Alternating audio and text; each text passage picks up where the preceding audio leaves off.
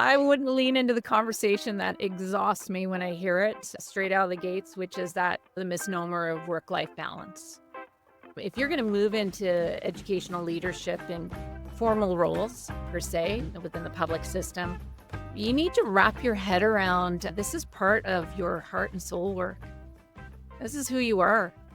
And while we do our best to set some boundaries on a personal level so that our families still love us and our spouses and partners are able to put up with us, it is difficult to disconnect the heart and soul of the work we do in education. If you're going into this because you're thinking, I'd like to get out of the classroom, I've been there, done that, an office job at the board seems interesting and dynamic and would push me cognitively, and I like the thought and constructs the system change I'm in, no, I'd say you're not the person to be moving into that space. My advice to individuals who are thinking about this journey would be living and breathing classroom school life is part of the work.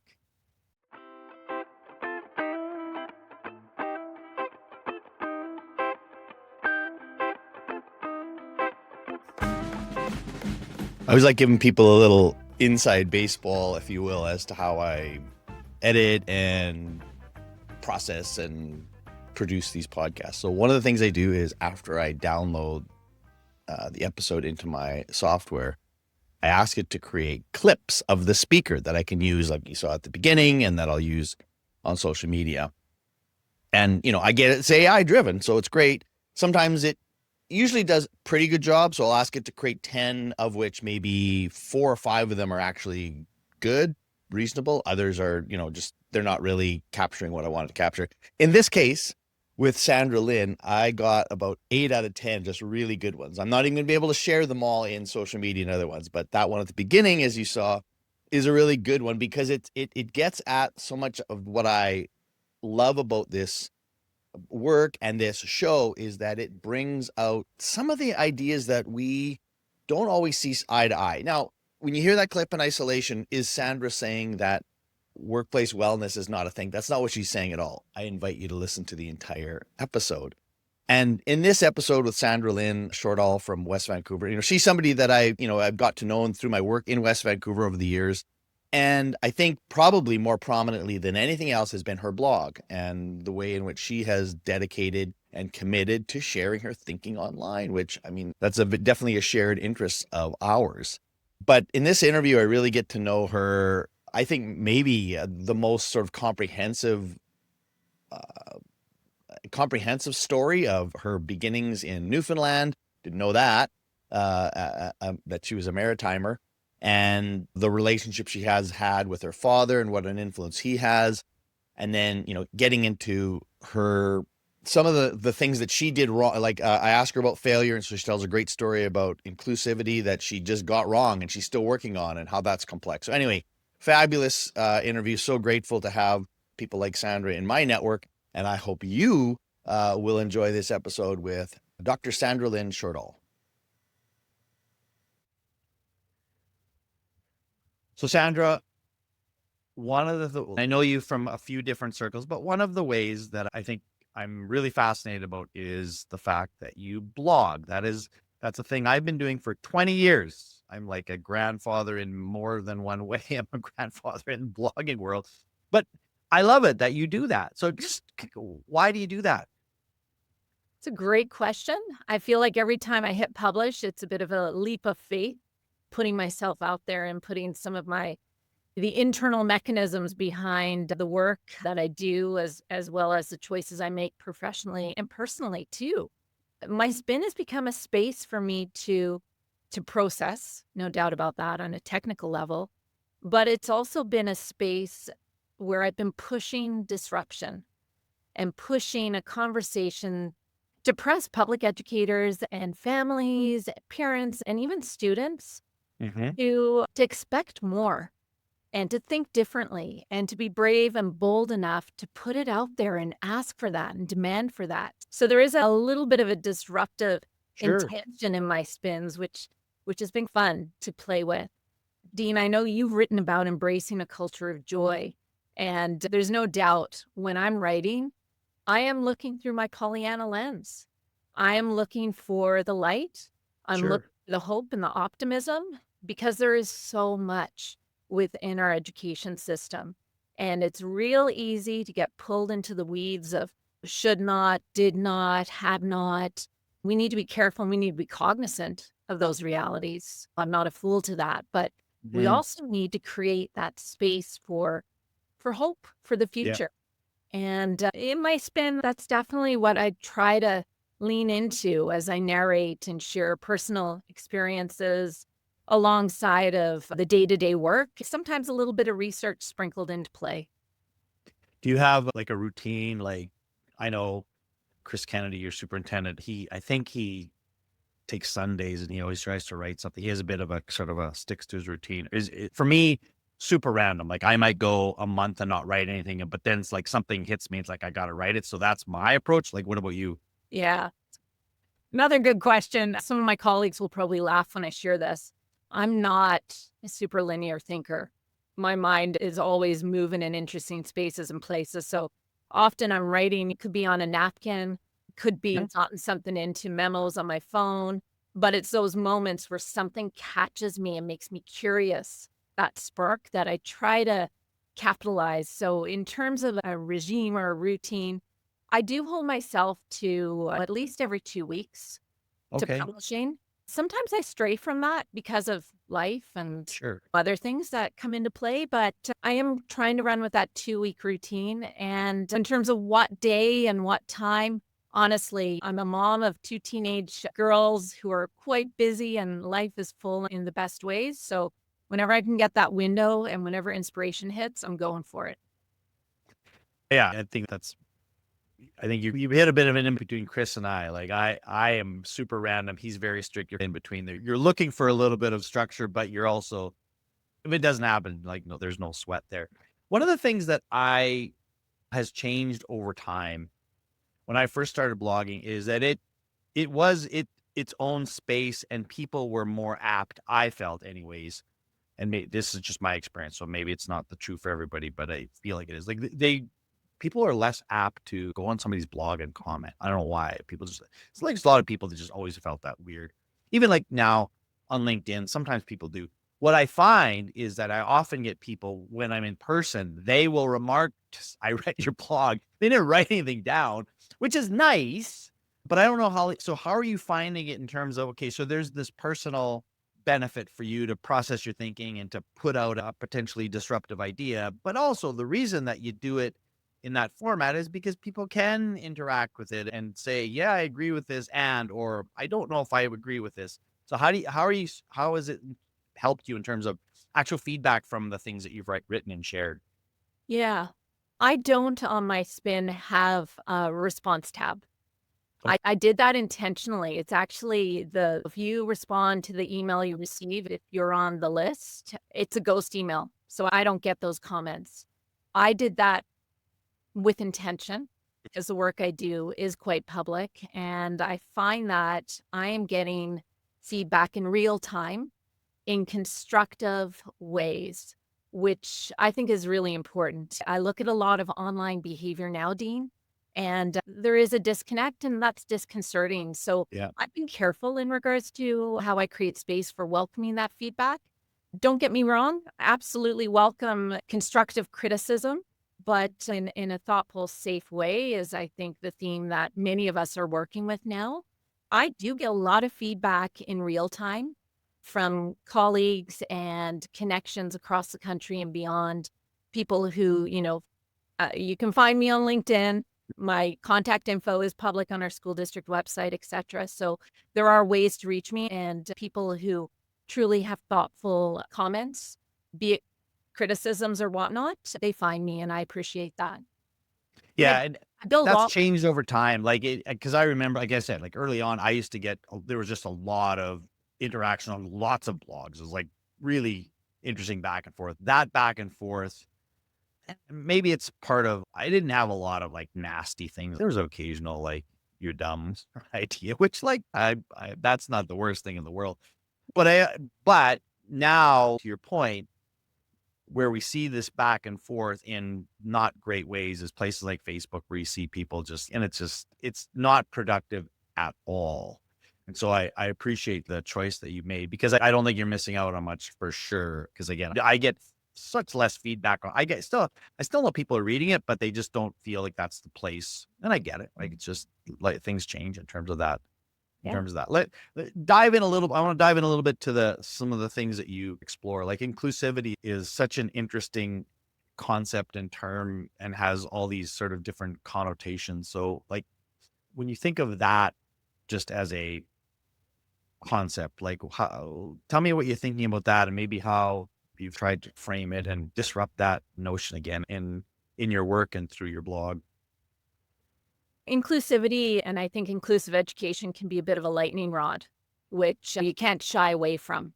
But it is part of the fabric of Canadian public education that we should be moving towards a system where every individual of all ages is finding space and place. I think that is one of the greatest challenges in Canadian classrooms today for educators and students alike.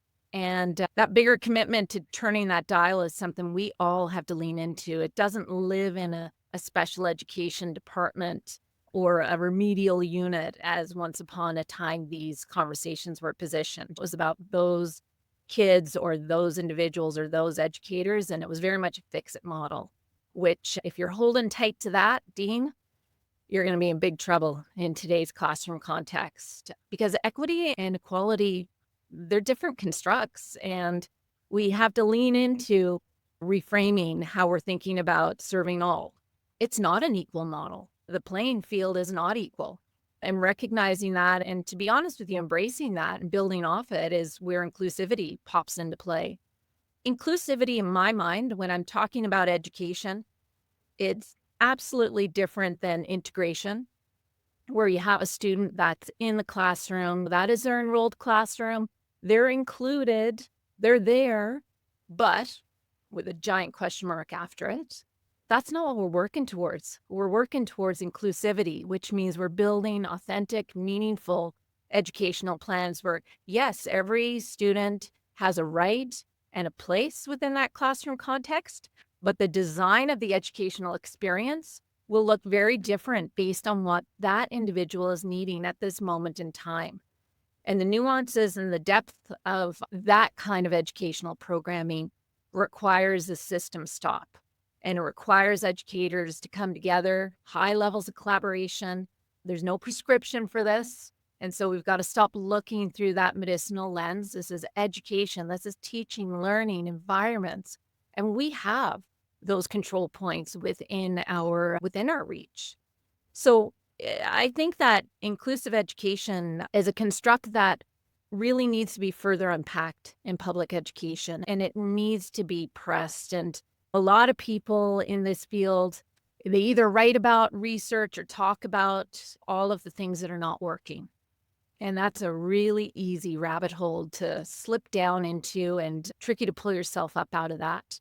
You can find many things that are not working in today's public education system, no doubt, just as you can in any sector where you're serving public and humans in real time. But there's so much that's working.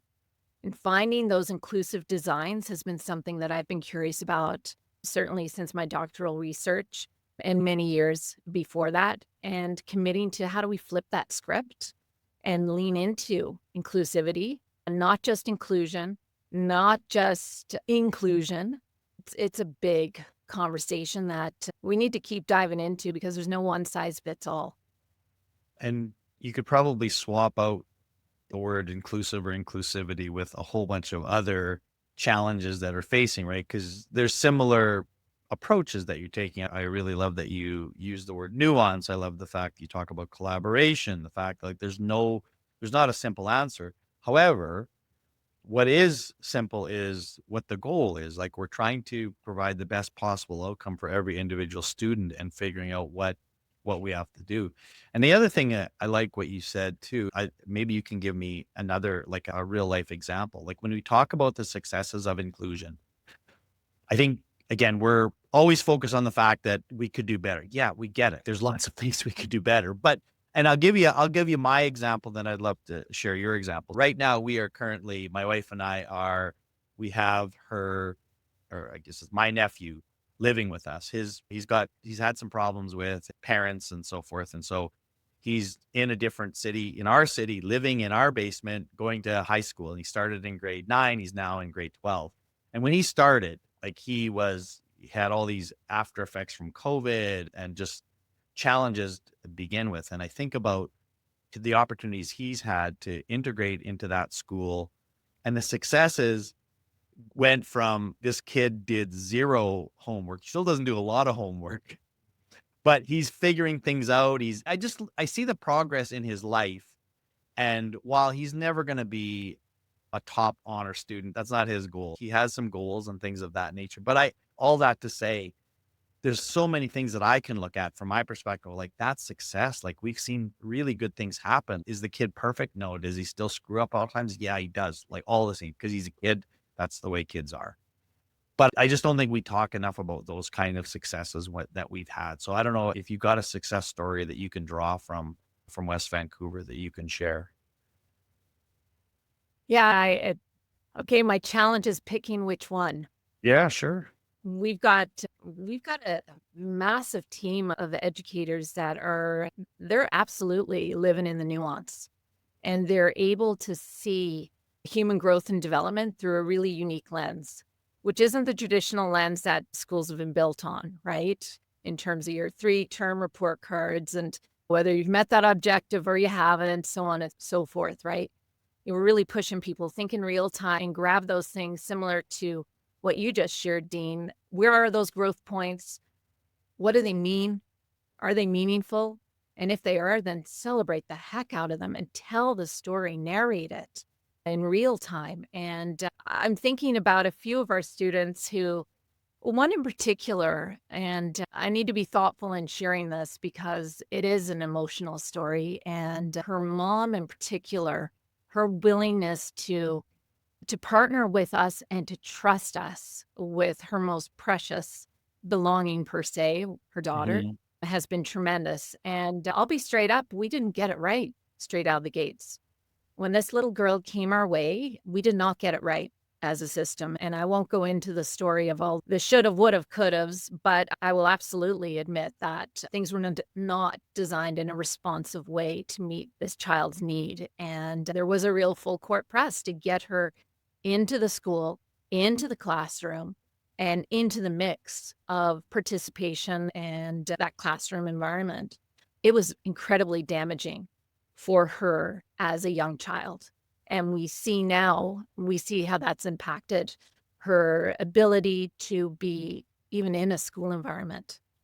And so our team has gone way outside of the box alongside of an unbelievable parent to shape an educational program where we're blurring lines. We're meeting her and her family in home environment, pushing into community environment. We get a few glimmers where she is able to come into the school environment and have some positive interactions and successes. And that is inclusive education. And I think that we lose sight because, again, we slip into that traditional one-size-fits-all model where, you know what, if you're in the school, then we got to win. Yes, if it's meaningful. Otherwise, let's think more broadly about the future life of these students and how are we building opportunities to enhance what lies ahead. This student in particular, she is nonverbal, but has now tremendous capacities with her AC and electronic devices to allow her to share her needs. She has a team that is wickedly attentive to her needs, all the nuances and whatnot. A very robust individual educational plan, highly qualified and certified district specialists involved, our board certified behavior analysts. Honestly, Dean, if there's one thing I could say to school districts across this country, please bring some of these folks onto your team. They're gold, they're brilliant as we try to better understand human behavior and human development and the impact of the environment, because the environment impacts every behavior. And whether you feel, again, space, place within that or safety, that's make it or break it. And so pushing into the box of the classroom or the school per se is something we need to keep disrupting. Long story short, this amazing young woman continues her journey with mom alongside of the school team. we've got 3, maybe 4 more years with her to continue this transition towards a joyful adult life and a meaningful Yeah. adult life. And we're going to use every second of the time we have to do really thoughtful, innovative educational programming, because that's where it's at. Yeah, it's such a great story. And again, the things that you shared that really resonated with me is you didn't say this specifically, but you alluded to like the classroom. I think we put the classroom as well. That's the ultimate goal. Like everybody has to be like, that is our best offering of what school is. And if you can't fit into the perfect, then that's what inclusive education is, because you just put them all in the classroom and then you check the box saying everybody's there. But what you've described is, again, this beautiful flow that says, yeah, sometimes that's nice to be with a large group. And that's important that you're feel part of a community. But you have different needs, and we have to, and I like the fact you talked about there's things that are happening outside the school in the community where she's getting some support and that learning's happening. So I think when I look back to, and when first inclusive education, and I don't know, I remember I was a teacher in the 90s and you'd heard what that was. And it was like, how is this going to work? Like teachers were petrified because it was like, I don't know enough about how to handle that. And there were definitely situations that teachers were asked to do a lot that they couldn't do. And so the fact that now you've also identified specialists that really understand this and can be there supporting, and you're not leaving teachers on the lurch to say, good luck. Here's a kid in a wheelchair who's nonverbal. You figure it out. And you feel, and then the guilt that teachers would feel because they couldn't adequately support teachers. That's what I always, because I had some of those experiences. Like I would see a kid that like, this kid needs help and I can't give it to them. And I'm struggling because I have other kids and I don't have the capacity. I just think what you've described now is an evolution of, we're starting to figure those things out. Again, as you will well know, we're not nearly there yet, but boy, those are good stories to build upon. Totally. And Dean, I'm thinking back to the beginning of my career when getting a teaching job was like super hard. And I'll do anything once I'm here. Hey, I'm not gonna complain. 100%. Throw it all at me. You had to put a few good years of substitution, TTOC time in to even be considered for a part-time or full-time position. I realized after I graduated in May of the year. And so there was about 6 weeks left of the school year where I was able to sub. I was able to be a TTOC, as we call them here in our district in West Vancouver. That was wild. I found myself in classrooms that I was just completely out of my league. I look back on it, I can only imagine what the students were thinking. I trained, my first undergrad was in primary education, and I spent most of that 6-week period in and out of secondary classrooms where I didn't have any tools in my backpack to be able to pull out and jump play. And what I did notice though, regardless of what classroom I found myself in, I noticed that students were learning in different ways. And there was so much human diversity that I just didn't have my head wrapped around. I didn't have the knowledge base to be able to do the work that I could see at that very early point needed to happen. Fortunately, I was able to take it upon myself, and I went back to school that September and jumped into a Bachelor of Special Ed program and completed that degree because I saw at that early point that classrooms were looking differently than I had remembered, certainly from my lived experience. And I knew that I recognized I had that self-awareness. I don't have the tools. I don't have the capacity, the knowledge base to do the work and serve students the way I think they should be served. And so going back and doing that was one of the most important things I think I ever did professionally and personally as well. That depth of insight to think more about human diversity and variation has certainly fueled how I see the world around me, my worldview, and the constructs of ableism and disableism and so on and so forth. I think these are really huge considerations that we need to think more about in certainly the post-secondary context when we're thinking about teacher education and how we're setting the stage for success. I look at our new teachers coming into our classrooms, and there's nothing better than working with new educators. The joy and the hope and the excitement that they bring. But there's nothing worse than seeing that glimmer, that shine fade within weeks of being in the classroom. That is not okay. And they're absolutely, while I said earlier, there's no prescription for inclusivity, I actually think, yeah, there's a prescription for this one. And it is really building a more robust, differentiated model for educators so that they are exposed to and thinking differently about the human variation which exists in every classroom. And that's a really good thing. That Mhm. is the world, and we need to be better equipped to embrace that. Yeah, no said. And so you referenced your early days of teaching, recognizing, oh my goodness, there's a lot of stuff I don't know. You go back to school and you have this great experience getting your special ed certification and degree. But more recently, you also went back to school and got your doctorate. So I'm curious around just like why, what you did in that, and how that's now, we touched on this before we hit the record button, how that sort of held you even a few years after completing that. So just tell us a little bit about that journey. Yeah, that was a big jump, and I'll be straight up, super intimidating when I stepped into the doctoral space and proceeded down a road of research. And I need to acknowledge the group that I was with the University of Kansas, were an outstanding group of British Columbia educators and system leaders. And it made the experience not just informative, but super enjoyable, which was really cool. I studied under Dr. Elizabeth Kozlowski, who she pushed me to the next level. I'm not going to say she almost broke me, but I will be honest, there were moments where I absolutely questioned, how did I get myself into this space, and how in the heavens do I get myself out of it? And there was no point of return. I had to keep going. That was the way out. Moving through that space pushed my thinking, though, as an educator and as an educational leader into a new space. I feel like possibly, I'm not sure if I should admit this one publicly, as I do love my job and I still want it after we hit publish on this one, Dean. But I do feel like the beginning of my career as a leader, certainly as a school leader, and then in early district positions, I had an idea in my head about how things should go. I'm pretty good at reading the room, and human relationships are absolutely something I thrive off of. And I would use those pieces as my data set. That was my street data for going and changing and making moves.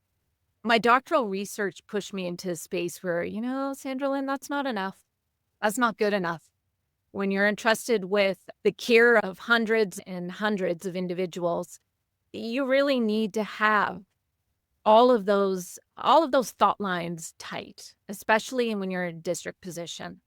And so engaging in doctoral research, working under Elizabeth, walking side by side with colleagues who were also in the push, changed my thinking.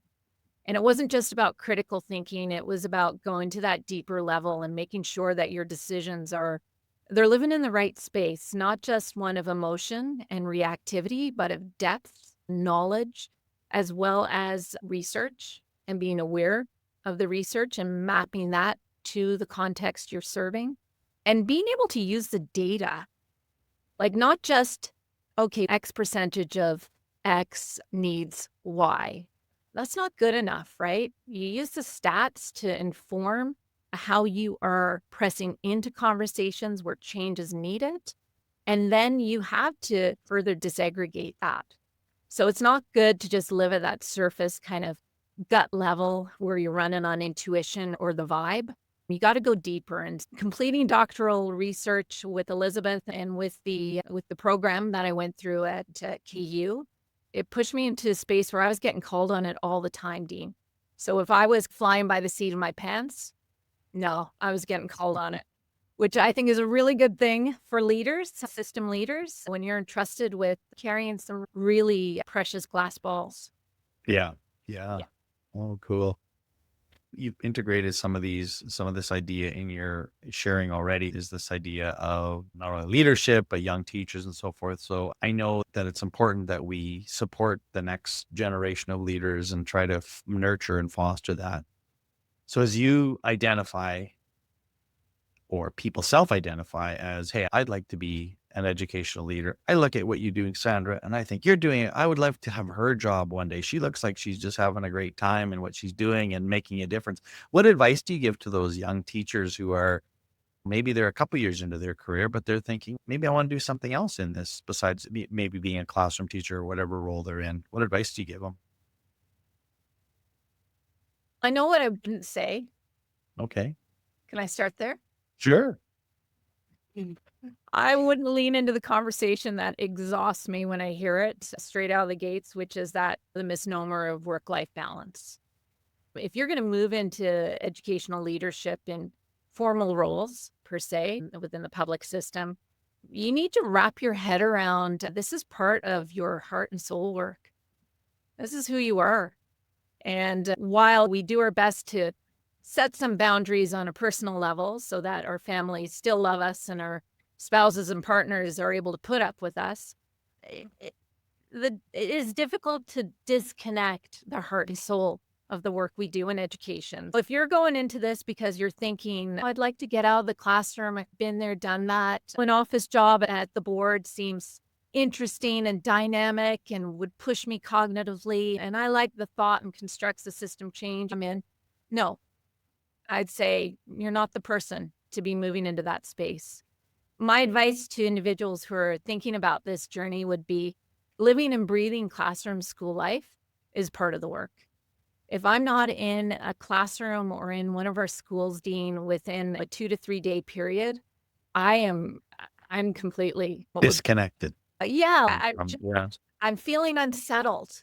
I'm feeling unsettled because of, yeah, exactly as you said, I'm feeling that disconnection to the pulse of why we do what we do in leadership. This work is really hard, and it's not the kind of work that, I'm thinking about Christmas time or certain holiday events where there are moments where, your students are giving you those beautiful cards of gratitude and you're doing the same back to them and the families and all of those things. That doesn't happen in district leadership. You're doing the work, but it's often quiet and invisible. And I'm not going to say thankless because I believe gratitude lives in every dimension of this work. You need to look for it, you need to find it, but it's always there.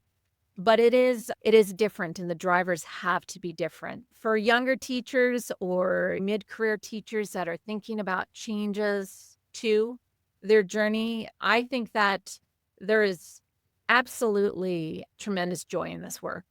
Complexity and complexity alongside of that, but it is work that it's not for the faint of heart. And it's not for anyone that believes they're going to find work-life balance with some of these changes, but it is for individuals who hear deeply, think deeply, and who are brave and bold enough to walk into a space where you're committed to improvement, you're committed to excellence, you're committed to seeing every single person in front of you and taking the time to hear their voices and translate that into whatever decision-making capacity you're lucky enough to hold within an organizational schema, right? You can't take that for granted, and it shouldn't be taken for granted, but you got to be able to walk into it knowing that it is going to be different, it is going to demand different things, and you have to be okay with stepping out into that space, which sometimes, going back to your initial question about the spin, my blog, you have to be okay with hitting publish in a really raw, vulnerable way when you move these leadership positions. And that's not for everyone, and that's okay. Sure. Yeah. And I don't want to contradict you too much, but I'm looking at your own blog post about avoiding your inbox. And so I know you do. You do take time for yourself. And I know that wasn't the message you're trying to say, but I just thought it was like, oh, I know the irony, right? Sure. Yeah. No, but to just riff on that a little bit. Yeah, I think the idea of work-life balance is a weird thing to say because I don't know, it's balance or whatever. And everybody's going to figure out their own thing. And the things that you need to do so that you can come to work each day feeling refreshed, you are trying to avoid that notion of burnout. That's the thing. Yeah. And it's interesting. Like there are some there, and it's not measured by how much time you're spending in the office, or time is not the only metric that dictates this work. And it is not something that you can, whenever you leave your office at 4 or 5 or 6 or whenever, you're still thinking about it, right? Because it's human work and every teacher does the same thing. I don't know any teacher Yeah. who comes home at the end of the day and is like my buddies who worked at the CPR or at a potash plant. They can come home and shut their day off. And that's great. It's not a criticism. It's just, there's humans that I'm thinking about. And I had an interaction with a kid or a parent or a colleague that I think I could have done better. And I'm worried that I said something I shouldn't have said. That's the job is so relational that it's unavoidable you're going to be thinking about it. And because you've been asked to make things better, you're thinking about how could we? So that's unavoidable. I don't think, but I love the premise of if you're looking at this as being like, this is a bit of a change of pace. It's be careful what you ask for, because it's a different change of pace for sure. Absolutely. The classic, like the grass is not necessarily greener on the other side, but Yeah. but it can be lovely and feel great under your feet if you let yourself walk through it. Yeah. And I think for me, when I look back at my transition from a classroom to a district position, it was actually the opportunity I had is I can impact potentially more people. That was what I saw it as a force multiplier of some of the things that I was doing at a classroom level. Now I can actually help more people and therefore more children as a result of it. So that was some of my motivation as well. Yeah. One more question before we get to a little bit of the end here. And I like this one because people hate it. That's why I like it. You got to name one person that you're grateful for in your education. You've already you talked about your advisor in your doctoral program and others, but one person that you're grateful for, and maybe an unsung hero, and also maybe somebody who might actually hear their name referenced in this would be good too, but it doesn't have to be one person. I'm going to say my dad and my mom, of course, but my dad. He is an educator, retired superintendent from the East Coast, from my beautiful home province, Newfoundland and Labrador. And when I think about gratitude related to the work that I live and breathe, he comes into my mind without a nanosecond of anyone else competing with him. As a little girl, I would follow him into his secondary schools where he was vice principal and then principal of. And there was a very grassroots experience as I think back on it now that clearly impacted the choices I made professionally to pursue education. I was absolutely that kid who he would go into his office and he would give me the school keys and I would go around the building, Dean, and I would open every door with the keys and turn on the lights, walk through the classrooms, maybe play on the chalkboard a bit. And I remember that so clearly, and going with him as a principal to his school productions. I remember years ago, it was Grease on the stage. And I remember as a little girl just being like, wow, this is the coolest thing, as I watched my dad and the other teachers put together this amazing musical. So yeah, there was grassroots there that certainly informed and inspired my life choices. Then as a teenager, Dad at that time had moved into his superintendency. And what I noticed during that period of his life and my life was his love for learning. There were always books everywhere in our house. And his briefcase was just spilling with papers, books, articles. Learning was just infused into how he moved professionally. And I saw that. And I definitely connected to that as a teenager in interesting ways. I was a studious kid. I definitely knew how to play the school game. I'll be straight up about that one. But I enjoyed it and I recognized that. And I do attribute that to him and him modeling that. As a young adult, as he moved further through his superintendency, things that I learned from him were the danger of getting consumed by your work. And what happens when you move into that space where you're running the 24-hour clock And you pointed out my blog earlier where I talked about avoiding my inbox. I definitely learned some things from that period of watching him as he moved through some really high pressure system changes back east, and as he led those changes, and the price that you pay when it becomes everything. And then moving into my I'm going to say my middle-aged adult years, what I've learned from him is the forever factor. So he's retired now. And after his retirement, like many educators, you're still connected to the system. You're still serving in different ways, be it at the ministry or departmental levels, etc. But that forever factor, that this is part of who you are, and that's a good thing. And there are many ways to serve the profession and to ensure that the legacies of building communities where learning is centered and cultures of excellence are positioned to be what public education is all about. And I have watched him through his later years continue to commit to that. And I've been inspired by that and very grateful to have grown up watching him through his professional journey. And my mom is his biggest supporter all the way along. And she was a professional herself, a nurse, and watching them work in their roles in the public sector definitely is part of who I am and my huge commitment to Canadian public education, which is alive and it is breathing and it is beautiful. And there is so much work to be done that can only be done through that ethos of care and compassion and community. And we're doing it. What a lovely tribute. And certainly I think you have so much to be grateful for from that. And I'm also going to suggest to you that you should write a blog post about that. Like the share you just gave me, I think is really powerful in terms of the things that you saw in the trajectory of his life and how that's connected back to you. So if you're looking for an idea for a blog post, there you go. There you go, Dean. Stay tuned. There you go. Where to come. All right. Just a couple of quick, what I think are a little lighter questions to finish off here. As you said, your dad had a briefcase full and was always reading. What are you reading professionally right now? Like or listening to, or however you're consuming new learning?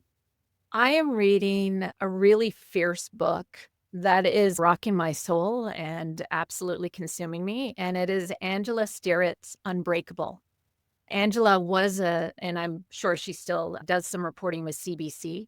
I met her during the pandemic. She came to West Van and I had the treat of getting interviewed by her about the essential service workers school that we had just opened at the very beginning of the pandemic.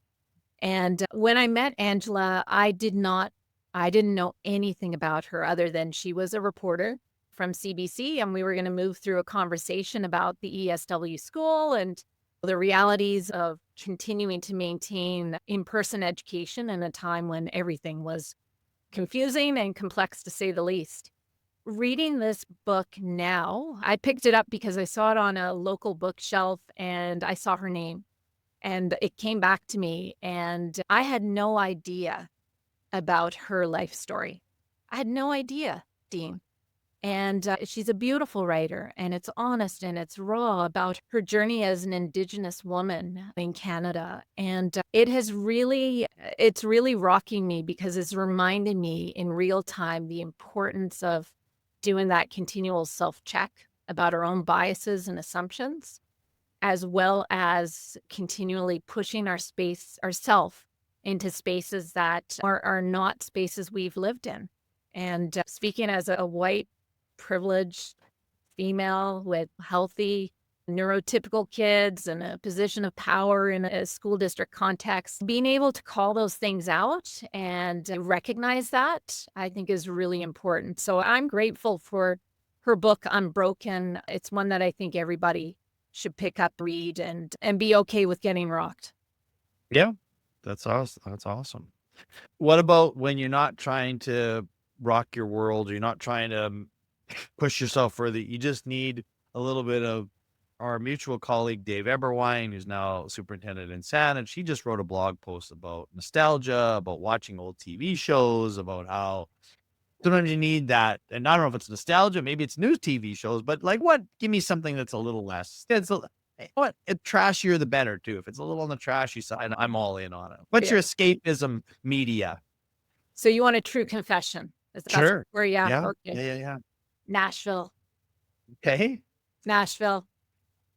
It's pulled me in. I did write about this over the summer, the beginning of the summer, I believe it was, about my newfound love for country music, which is just a shocker to my entire family because I was absolutely the kid in the backseat going for years. And so I had the treat, Dean, about 4 years ago. Some of my best girlfriends from Newfoundland, they had established this tradition of going to Nashville every June to catch the CMAs, the CMA Fest.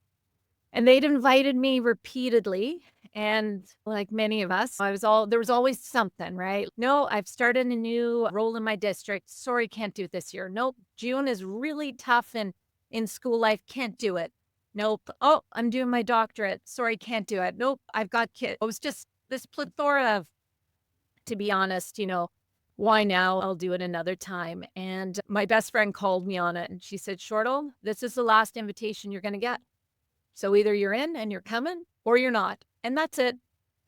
So anyways, I jumped into play and had an amazing time with good friends, just good fun and phenomenal music. And that was it. I was in country music forever. So when I found this show over the summer, I was like, oh my gosh, I'm stepping back into Nashville every day if I can. Yep, that's it. It's Nashville. Okay, so a couple follow-ups, but the first one is, so give me like one or two artists that you're all in on or excited about, whatever. All right, so carrying on with the country theme, anything by any of the Lukes, Luke Combs, Luke Bryan, like I'm in. Your name is Luke, you're good. Anything Luke. Definitely the old outlaws, Waylon, Willie, Johnny Cash, 100%.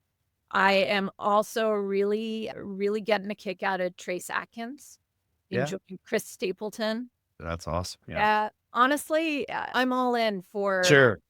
Do you know the documentary? It's on Prime. It's called, I don't know if it's called, it's like songwriting, Nashville songwriting documentary. No, okay. So watch it. So here am I. This was literally 2 nights ago. I'm flying home from your neck of the woods and I'm watching the documentary. And it's all about these songwriters in Nashville and their community and just the whole, like, how do you write a song? And they've all of these different, and these are people, like most of them, some of them you have, but most of them you've never heard of these people, but they've written the biggest songs. And one of the things at the end is I'd heard the song before, but didn't really think about it too much or know about it. It's called I Drive Your Truck. Do you know the song I'm talking about? Nope, I don't. Okay, anyways, the song is about, and the story of it is the songwriter. She was listening to NPR radio, having this father being interviewed about his son who died in Afghanistan. And he was talking about, he was going to his grave, to the graveyard where all these soldiers were, and he was trying to put an American flag on the graveyard. I think there was some problem, like they didn't allow him to do it. And he wanted to do it for all these soldiers. Anyway, that was part of it.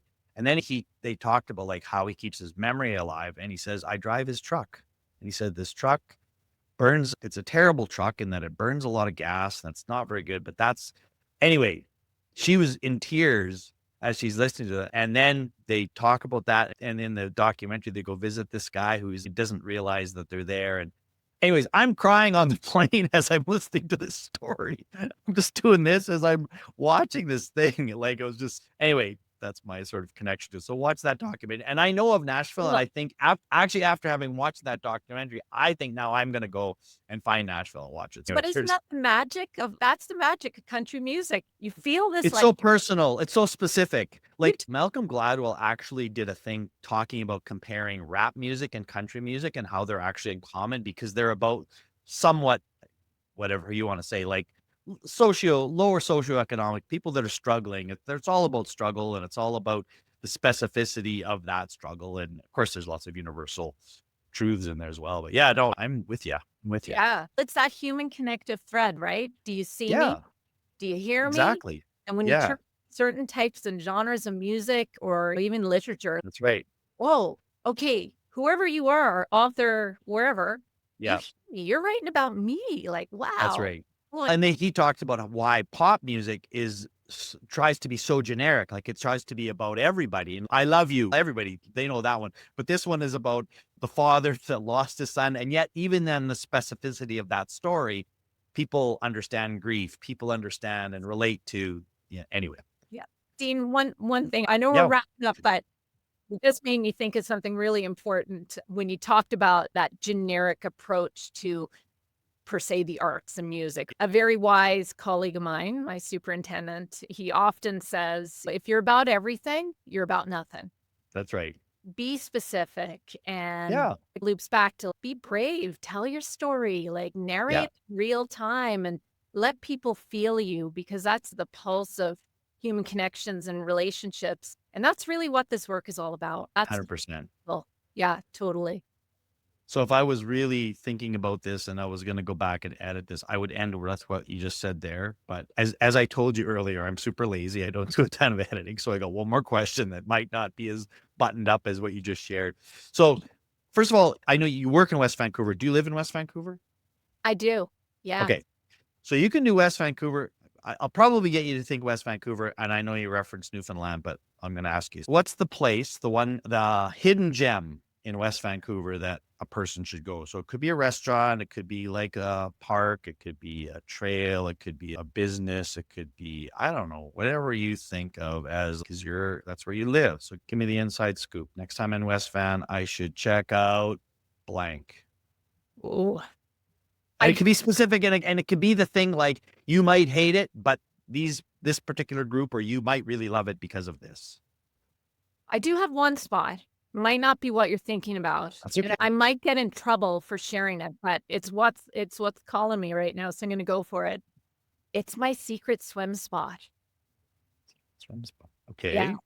So you don't want to go there today per se, but so it is. West Vancouver's on the coast fully. Yep. There are tons of little secret spots where you can, in the warm summer months or the lead up to the summer months, you can go for a dip and just sit in a place where you're going to be wowed by. Okay. I just so you know, I got a map pulled up on my other screen. So keep going. I'm going to mark this. So I was invited by a group of women who are amazing. They're all in their 70s, mid to late 70s. And they invited me about 4 years ago to start joining them. It was a little happy hour at the secret swim spot, and then it grew into something much bigger. And I call them the warrior women. And so we meet up a few times a week during the summer months and spring and early fall. And it literally it's on a cliff, and you have to carefully navigate your way down, and then you're in the water.